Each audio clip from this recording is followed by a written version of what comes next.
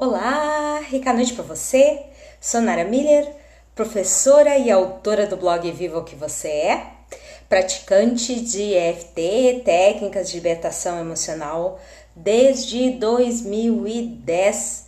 Uso para os meus objetivos, comecei para uma bursite e hoje, além de usar para todas as outras coisas que aparecem, de questões que eu quero resolver na minha vida, também ajudo pessoas aqui no Brasil e no mundo a atingirem os seus objetivos com maior facilidade e leveza. Quero desejar umas boas-vindas a todos que estão chegando. E o assunto hoje é AVC. Então, a nossa dinâmica é o seguinte: eu falo das causas para o AVC, das questões das atitudes e emoções. Depois, eu dou um oi para todo mundo que esteve presente aí comigo na live. E nós fazemos para encerrar uma prática de EFT muito bacana para o objetivo da noite. Hoje nós vamos falar de controle. Vamos falar do lado de quem controla e do lado de quem é controlado. E tudo isso para que a gente possa ter outros resultados, para que a gente possa ter uma vida mais produtiva, mais assertiva, que a gente possa se sentir feliz nessa vida que a gente está tendo, para que a gente possa se sentir completo, pleno, ativo. Então, a questão do AVC, ele é conhecido como acidente vascular cerebral isquêmico, também chamado derrame cerebral, e ele vem de uma falta de oxigênio no cérebro porque houve um bloqueio numa artéria. Então, tá ligado diretamente ao controle, à rigidez nas ideias e à necessidade de manter as coisas dentro da linha. Tem vários motivos para isso acontecer, né? Mas é um sinal muito intenso já. A minha avó, um dos motivos que estou fazendo essa live, porque a minha avó, ela morreu de um AVC. Tá? Na época se chamava derrame, também isso não vou dizer quantos anos atrás. Eu tinha só 2 aninhos de idade. E o que eu quero dizer é que a questão do AVC, né, do termo derrame, vem acompanhado de muitos outros sinais antes. Então, a pessoa chegar no AVC, ela já passou por outros sinais menos intensivos antes. Eu vou citar aqui alguns. Dor de cabeça, minha avó tinha. Problemas cardíacos, pressão alta. Pode ter dor nas articulações, que indica enrijecimento de ideias, porque controle é uma forma de ideia enrijecida. Ou é da sua maneira ou não serve. E muitas pessoas foram controladas por outras e por isso que elas imprimem aquele ritmo, mesmo não querendo controlar. Já vou falar em seguida diversas modalidades para ver se vocês encontram-se em uma delas. Eu no início me encontrei em todas elas. E como é importante a gente ter essa percepção da gente para a gente tomar outras atitudes, para a gente poder arrumar para outros objetivos, não pelo medo de ter um AVC, mas a gente não tá aqui para ficar se torturando com doenças que podem deixar sequelas. Aí vem a culpa, agora eu tô na cama, dependendo de uma outra pessoa para me cuidar. O AVC também pode não deixar sequelas. Eu tenho um colega que ele, na época que teve o AVC, foi por causa de uma bactéria que o coágulo de sangue, ele foi para a corrente sanguínea, que era no coração, foi para a corrente sanguínea porque o micro-organismo não foi bem curado. Mas ele me falou justamente isso: eu vivia controlando, né? Se gastava 5, se gastava 10, não podia isso, não podia aquilo. Nada, depois desse AVC eu soltei. Então, algumas pessoas precisam de sinais mais drásticos para perceber onde elas estão, como elas estão, o que elas estão, naquele medo, porque o principal é o medo que as coisas saem de controle. Qual foi o evento traumático que as coisas saíram de controle? Qual foi a situação em que você teve que estar no controle muito cedo? E ainda a questão de que circunstâncias você não teve controle sobre. Normalmente isso acontece, eu tenho o caso de uma cliente que foi lá na barriga da mãe, que ela estava ainda dentro da barriga da mãe quando a mãe sofre um acidente de carro. Tem o caso que a criança teve que amadurecer muito cedo porque os pais trabalhavam fora e não tinha ninguém para ficar com os outros irmãos, e aí a pessoa assume, né? E excesso de cobrança, né? O excesso de exigências, tá? A questão de falar mal da pessoa, né? Botar a pessoa para baixo, que é o famoso bullying doméstico, né? Então, assim, a gente muitas vezes acha, não, eu não sou uma pessoa controladora, eu tô no fluxo, né? A vida tá me levando, eu deixo a vida me levar, né? Mas a pessoa precisa ter parâmetros de comparação e ser muito superficial, porque, claro, existe a questão do controle direto, hora para chegar, hora para sair, né? O que vai fazer, o que vai vestir, com quem vai falar, com quem vai se relacionar, e tudo isso envolvendo controle direto. Então muitas pessoas acham que é só isso que é controle. Mas eu vou citar mais coisas aqui. Estejam preparados. Tem uns itens aqui que são assustadores. Quando eu fiz a lista, eu disse, fiquei assustada, ok? Só aceita as coisas em um determinado lugar, tá? Não é só a questão do excesso de organização, é que se não for daquele jeito, vai chiar, tá? A tempestade está feita. Depois, o outro item é a chantagem emocional. O chororó, o churumingo. Você vai ver quando eu não estiver aqui, quanto eu vou fazer falta para você. Você vai sair comigo assim doente. E outros tantos mimimis que a gente fazia na infância, porque a gente era atendido quando chorava, então a gente leva isso para a idade adulta como um processo normal, né? Que a gente vai ter as necessidades atendidas quando a gente faz o chororó. E isso aí é só uma tentativa de controlar pela culpa, né? Tá em sofrimento, coitadinho, e eu vou sair para me divertir. Ou então, pois é, né? Quando não estiver mais aqui, ou então eu preciso muito valorizar isso que eu tenho, esse chororó, né? Então, assim, é uma chantagem emocional, tá? E a gente pode controlar uma pessoa por chantagem emocional se a pessoa for controlável. Depois eu vou falar o que a pessoa que está sobre a égide do controle, né, que está sob o guarda-chuva de quem lhe controla, né, o que ela está aprendendo com isso, o que ela tem chance de aprender. Eu fiz aqui, se eu não me engano, 7 ou 8 itens, né, que são os que eu aprendi com meus relacionamentos de controle familiares, tá? E que eu encontro também com os meus clientes. Então aí, quando a pessoa vai dizer, mas a pessoa me controlou, a pessoa me botava para baixo, aí tem o outro lado da moeda para ser dito, ok? Quero ver se dá tempo de eu falar tudo isso hoje. Por críticas e reclamações pesadas e repetitivas. Pela culpa, você, aquele dedinho apontado, você não fez, você não acertou, você prometeu e não cumpriu, tá? Ou então, tá errado, tá inapropriado, tá gordo, tá magro, tá displicente, né? O termo displicente, assim, tá jogado às traças, né? Tá atirado. Tá? Os rótulos também, o controle pelos rótulos.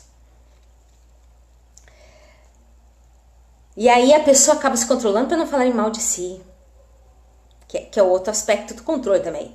Eu uso o controle comigo assim como eu uso o controle com as pessoas. Né? A pessoa que está vivendo essa questão do medo, que as coisas, né, tomem um pé, que ela não consiga gerenciar a questão, né? Mas aí é manter sob controle, é manter rígido. Por isso a rigidez das articulações que eu falei no início, é a pressão para as coisas não saírem do controle, por isso a pressão arterial alta. Então é a questão da rigidez nas atitudes, tá? que aí gera todas aquelas questões que eu citei para vocês no início. Então, a importância, né? A importância de nós, a dor de cabeça, a questão dos problemas cardíacos, né? E aí eu vendo tudo isso no perfil dos meus familiares, e lá em casa é casa de ferreiro, casa dos meus familiares, né? Pai, mãe, é casa de ferreiro, espeto de pau. Eu tenho toda essa informação, usa EFT, ninguém usa. E aí foi o que disseram outro dia, né? Ah, meus parentes não usam, ninguém me apoia. Então te apoia e vai, né? Não tenta ficar controlando os outros pela necessidade de ser reconhecido, se restringindo para poder ser reconhecido, para receber atenção. Isso também é uma forma de controle. Então, quando as pessoas não percebem isso, elas estão somente dando a mesma questão que elas receberam. Então, assim, quando a pessoa é muito controlada na infância, sendo ou não, porque ela sentiu, né, a pressão familiar do controle sobre ela, sendo porque ela teve que cuidar dos irmãos cedo, sendo porque a irmã mais velha tem que dar o exemplo, sendo que já teve de um lado do pai ou da mãe um processo de controle, né?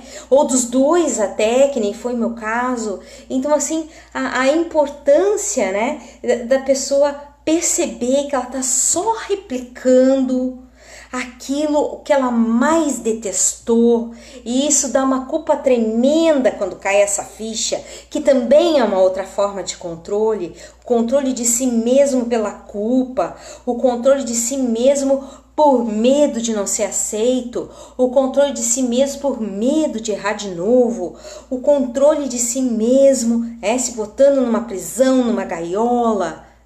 E aí a gente acaba fazendo isso com os outros, com mais próximos, que é o pior de tudo no AVC, é quando a pessoa é controladora e ela não aceita que é. Ela vem dar desculpite, mas eu já mudei muito, mas ainda controla, ainda controla, libera esse hábito do controle,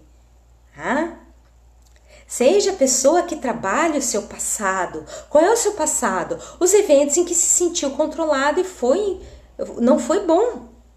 Okay? Pessoas que lhe controlaram que não foi boa a atitude delas sobre você. Então, técnica do pouquinho para as pessoas, né, que é onde a gente lava a roupa suja, e técnica da carta de desabafo para a gente contar as histórias tristes de controle.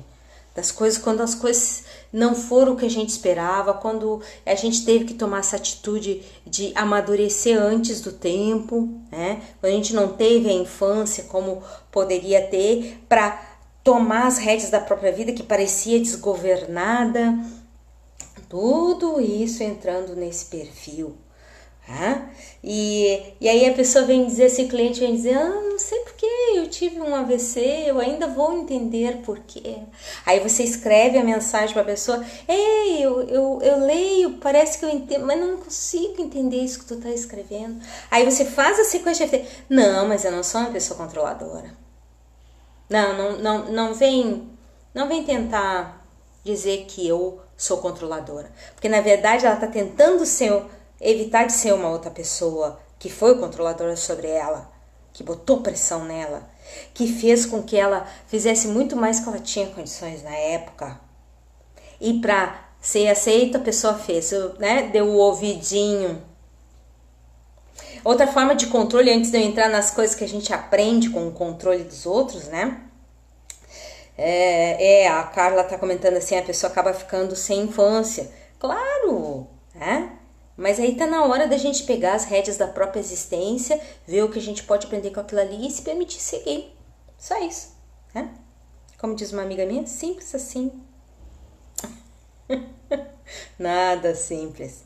Porque os hábitos, os costumes, a gente vai ter... E aí tem aquela sensação, se eu deixar de controlar, o que vai ser da vida das pessoas que precisam da minha ajuda? O que vai ser dessas pessoas incompetentes, né? Isso que você está dizendo aí, entrelinha, quando você quer controlar a outra. que ela não tem capacidade de gerir a própria vida, que ela é um imbecil, ok? Então, bastante cuidado quando a gente pensa que a gente é o salvador da pátria. Bastante cuidado, tá? Então, por ciúmes, o medo de perder o pouco que tem, né? Isso que é o ciúmes. Um final de semana de FT, por medo de ficar sozinho, por medo de não ter quem lhe aceite, quem lhe ame, quem lhe respeite. Seja você quem se aceite, se ame, se respeite. Tá? Então, assim, como é importante isso. Ver as questões do ciúme, o que tem por trás do ciúme. Tá? É insegurança. Tá? Inseguro, não consegue segurar, não consegue se segurar. Tá? Não consegue encontrar segurança em algo. E aí a importância então de olhar, nós temos aqui mais um pouquinho para eu falar de outros sintomas que são relacionados a controle, tá? Pensamentos repetitivos. Hoje uma cliente me dizia assim, eu não tô mais lá vendo aquela relação que parece errada, tá? Da minha filha com o genro, eu não tenho nem ido mais lá. Aí eu perguntei para ela, quanto você pensa disso por dia? Com que frequência você pensa a respeito disso por dia? Com quantas vezes por dia tu te pega pensando na questão que o genro trata mal a tua filha? Que isso não tá certo. Então é como se a gente estivesse obsediando o obsessor. Tá? Como se o marido da filha fosse um obsessor, ou seja, alguém que assombra, alguém que tem uma ideia fixa, mas quem realmente está com a ideia fixa? Quem realmente está nessa questão que o outro está errado, que não está certo, que não está fazendo bem, que não está se relacionando bem, tudo são formas de controle. O que é o bem, na verdade? O que é o exercício da vida? Não é a borboleta tentando romper o casulo, que ela cria músculo na asa para voar? Então, assim, a importância de dar rumo a esse grande medo que as coisas saiam de controle. A importância de ver a origem dessa história, onde parece que ficou de alguma forma registrado, que normalmente é no sistema nervoso, ok? Que fica registrado que as coisas não podem sair do controle, ou já saíram do controle, ou a gente perdeu o controle sobre as circunstâncias.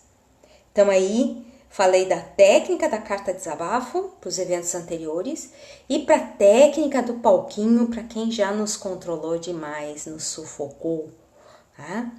Nos botou numa condição que não foi bom ter esse controle sobre nós, sendo que o controle tem a mesma face da moeda, não é o outro lado da moeda, é a mesma face da moeda da gestão.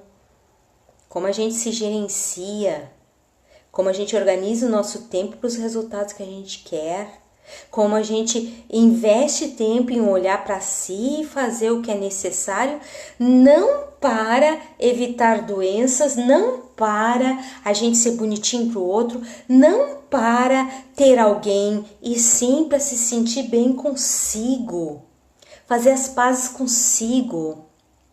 Porque quando existe o controle, existe uma rejeição escondida. Tem alguma coisa em mim que eu rejeito, em mim ou do outro. Então, há a importância de olhar o que a gente aprende então. Quando a gente está sob a égide, sob a regência de um controlador, uma pessoa, o forçador de barra, aquela pessoa que quer manter você dentro de uma redoma, um limite que ela possa, né, ter supervisão, ok? E aí a importância, né, de ver o que a gente aprende. Então vamos às coisas que a gente aprende. Pensei que eu ia listar umas 3 ou 4, mas que eu tô vendo aqui eu listei 8, tá? Pode ter muito mais coisas que a gente aprende, mas eu vou dizer o que eu aprendi sobre o controle, quando eu estive sob a égide do controle de alguém.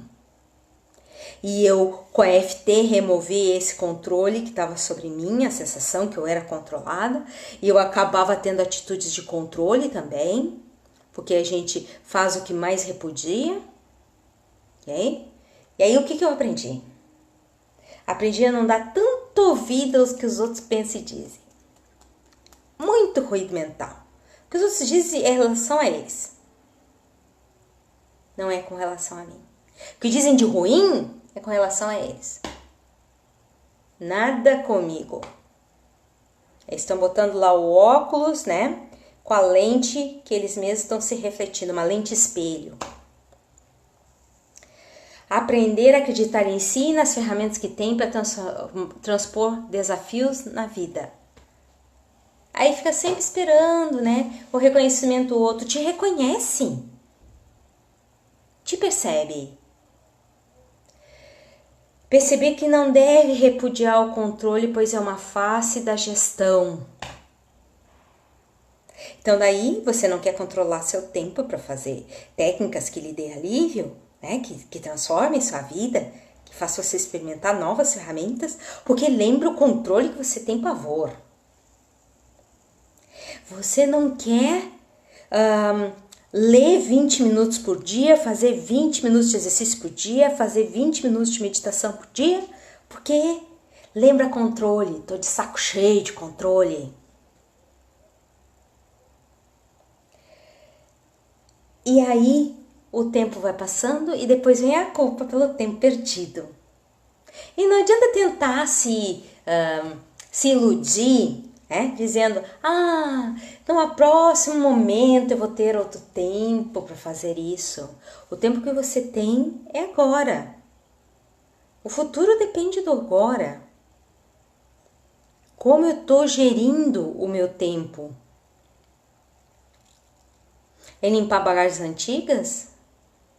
A trabalhar nos 4 tipos de culpa? O que eu estou fazendo com isso? Então aí, aprender a se aceitar, mesmo que até então tenha agido também de uma forma controladora e castradora de si ou de outros. Ok, fiz caca, daqui pra frente o que eu vou fazer? A Carla falou uma coisa certa, disciplina lembra controle. E qual é o problema? É só a faceta da coisa. É como dizer assim, não gosto de café, eu não tomo café descafeinado, eu não tomo café extra forte, eu não tomo cappuccino, porque eu não gosto de café. E aí eu não aproveito nada. Os benefícios, o café verde é café, então eu não quero, mesmo que melhore meu metabolismo. Então assim, é como a gente pegar e dizer assim, eu não eu não uso relógio para não controlar. Mas o tempo eu vou passar de qualquer maneira. O que eu estou fazendo com ele? E disciplina é uma coisa boa. A gente vai aprender a gerir o tempo. A gente vai aprender a fazer o tempo render. A gente vai se ver experimentando a nossa força, porque disciplina é o contato direto com a nossa força, com a nossa energia, com a perseverança. Disciplina é perseverança. Ser perseverante é ruim?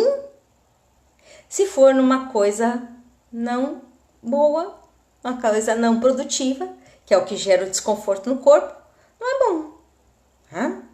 Perseverante na preguiça, perseverante na falta de disciplina. Eu posso ser perseverante, todo mundo é perseverante.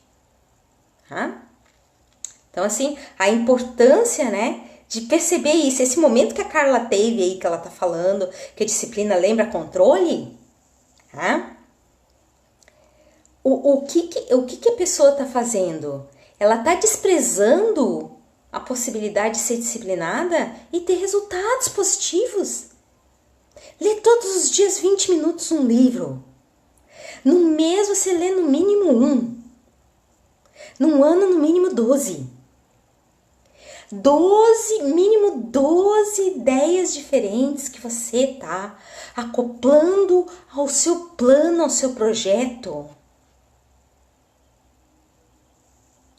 A gente está aqui para experimentar as ferramentas da perseverança, as ferramentas da disciplina, para estar em contato com a nossa força. Não para ficar, porque lembra isso, vamos tratar onde a gente vinculou isso como uma coisa ruim. Sim, o outro foi perseverante porque não parou de nos cutucar, né? O outro foi disciplinado porque soube saber como cutucar, dia após dia. Mas esse é problema dele. O que eu tô aprendendo com a minha história é que me importa. Então vamos lá. Aprender a parar de mostrar para os outros que estão errados nas suas atitudes. Eu não tenho que provar nada para ninguém. Sair dos tem que. O meu não é o único caminho. Qual é o problema que os outros façam as suas escolhas? Claro que quando isso interfere diretamente, eu abro minha boca. Em mim, eu vou dizer alguma coisa para essa pessoa. Quando isso está respingando em mim, significa que está na hora de eu dar uma contrapartida. Não de queimar o outro, mas mostrar para a pessoa, olha o que tu tá fazendo, não tá legal.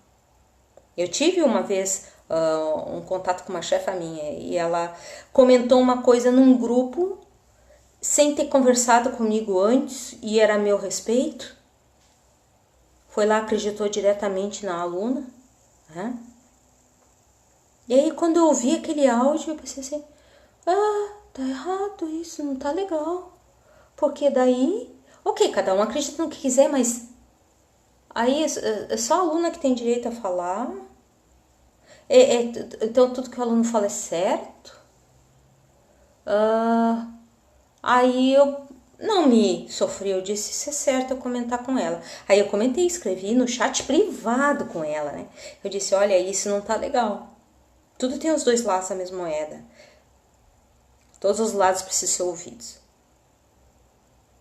Nara, não entendi por que tá errado. Aí eu expliquei pra ela, te imagina no meu lugar. Tá? Eu não tive direito de me defender. Tu não teve direito de defender de uma coisa que foi dita contra ti. E aí?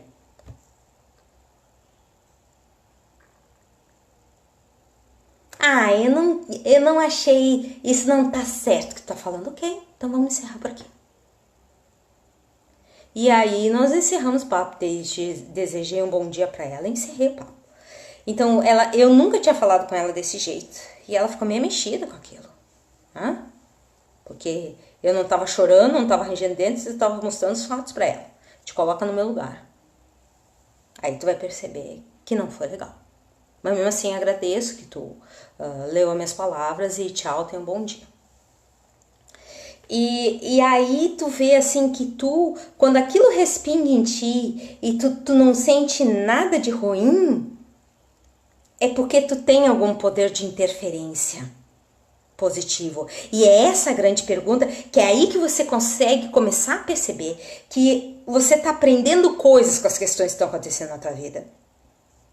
Eu prestei atenção em mim. Eu não era assim antes de falar as coisas para as pessoas e agora eu não tô me preocupando se as pessoas vão aceitar ou não. Que coisa boa, né? Então assim, eu tô dando meu recado e tô saindo do ar. Não quer aceitar, vou fazer o quê? Não quer entender, não quer se colocar no meu lugar, vou fazer o quê? Ela veio me pedir desculpas. Ela me ligou no meio da tarde daquele dia para me pedir desculpas. Não é questão de receber as desculpas das pessoas. É você se perceber no momento de aprendizagem, quando vêm os desafios. Então, assim, aprender a replicar o que quer, não o que não quer na sua vida. Aprender a deixar os outros conduzirem sua própria vida, como gostaria que acontecesse com você. Você aprende a parar de chamar os outros de imbecil, de incompetente e deixa e aceita que eles rejam a sua própria história, como você quer também que a sua história seja regida por você. Então, quando eu comecei a juntar esse material para falar sobre AVC, eu pensei assim, meu Deus, isso é o perfil de tantas pessoas que eu já atendi. E o motivo da história da minha avó, né, que não tinha, o marido não aceitava ela, não aceitava os filhos, depois se casou com um homem que tinha um perfil super esquisito, que era uma pessoa até contra a lei. Olha, ela se enroscou em muitas histórias tentando controlar o passado dela de mãe solteira, né? O que os outros vão pensar. Então, assim, ela, com 42 anos, ela fez passagem. AVC. Então, assim, eu tinha 2 anos só na época. Foi uma coisa, assim, bem dramática, tá? Mas o que a gente consegue entender dessas jornadas, que a gente agora é que tem esse poder de cortar todas as questões, passar a limpo as questões do passado, né? Saindo da posição de vítima, porque quem controla tem sempre um controlado, tem sempre uma vítima, é o algoz e a vítima, né? O vitimador e o vitimado. E aí a pessoa, em vez dela quebrar esse ciclo e aprender o que ela veio para aprender para aquela situação, ela fica replicando os sinais. Aí essa cliente de manhã disse assim para mim: ai, meu avô teve, meu pai teve, meu tio teve. Quer dizer, o lado paterno, sendo que a bagagem genética para essas coisas é do lado materno. Então, mostrando claramente que é uma questão de atitude. A atitude de parar de controlar. Você não é o super-herói que vai manter as coisas organizadas, o mundo girando. Tenha vida para fazer isso. Deixa a vida conduzir. Gerencia o que está no seu alcance, na sua vida.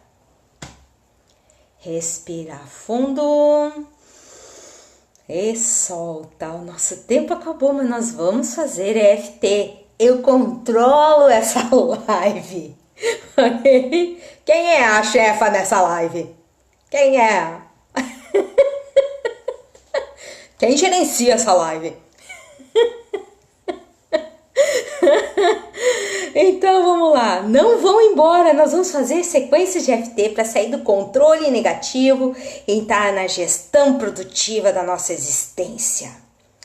Recanoite Maria Elizabeth, Nelly, Marcinha, Marcilene, Cristina, Ashish, Luciane, Cleusa Alice, Fátima, Eleni, Carla, aqui também o Elcio, a Lívia, Maria de Fátima, a Olívia, deixa eu ver quem mais está aqui comigo, Délia, coisa boa, Margarida, a Fábio, Bianca, coisa boa, Jaqueline, deixa eu ver quem mais, a Lara, Geni, Douglas, Ivanilde, Edicleia, Márcia Feres, coisa boa ter todo mundo por aí, grata pela presença e vamos respirando fundo, compartilhando essa live, depois quando estiver no meu replay no canal do YouTube, compartilha também. E vamos à sequência de FT para encerrar essa noite com chave ouro. Hoje é o dia que eu faço live sobre causas emocionais das doenças. Sexta-feira, 8h30 da noite, quando eu falo sobre outros assuntos, que também pode ser um deles as causas emocionais de doenças, mas normalmente eu dou chance para outros assuntos poderem ser trabalhados nas consequências de FT, que podem realmente me trazer um bem-estar a partir da primeira prática. Então, respira fundo. Solta topo da cabeça. Eu olho o mundo ao meu redor. Parece que tem algo de errado comigo.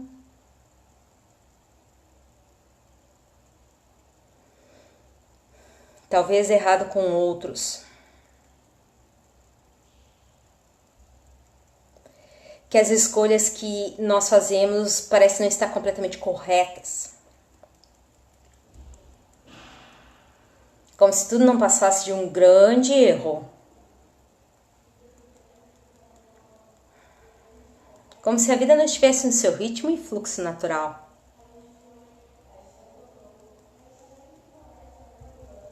E que se perde tempo com as coisas fora do caminho.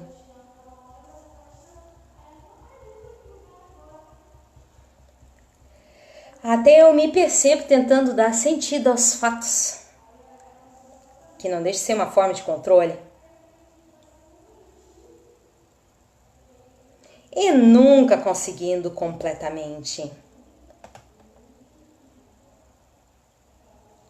Querendo controlar tudo, mas não conseguindo.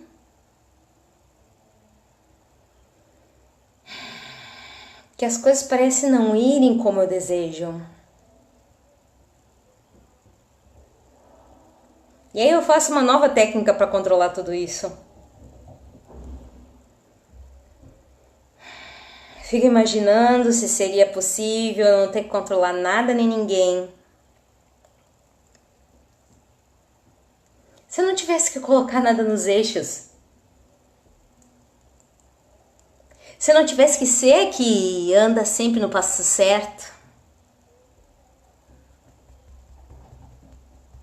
Se eu não tivesse que ser obrigada a me transformar.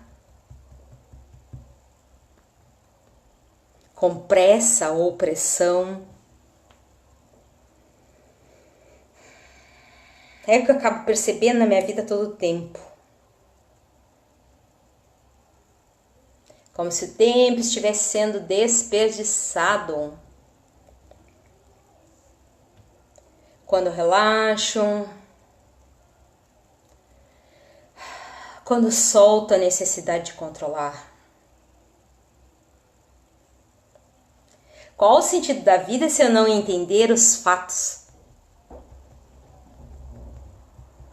Qual o motivo da vida se eu não puder contribuir com alguém? Sempre correndo para outros, para ajeitar coisas quebradas, coisas que não deram certo, coisas que se desconstruíram. Onde estou em tudo isso?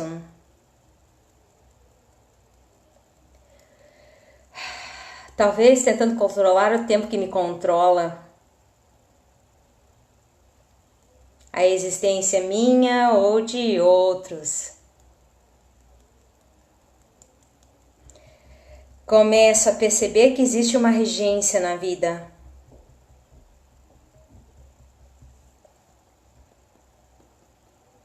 Começo a perceber que para a vida dar certo não depende do meu controle. Que eu conserte os outros. Mas sim ficar do meu lado. Sendo aquele que se dedica a si. Que faz ao seu alcance por si. Para se sentir bem consigo agora.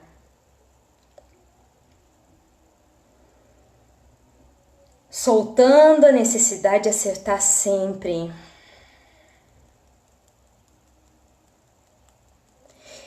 Menores olhares embaçados sobre a vida e os fatos. Mais visões sobre o bem e o melhor da vida. Começo a aceitar isso em mim e na minha vida.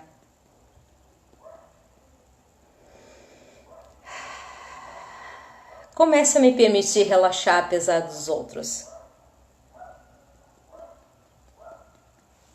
Respira fundo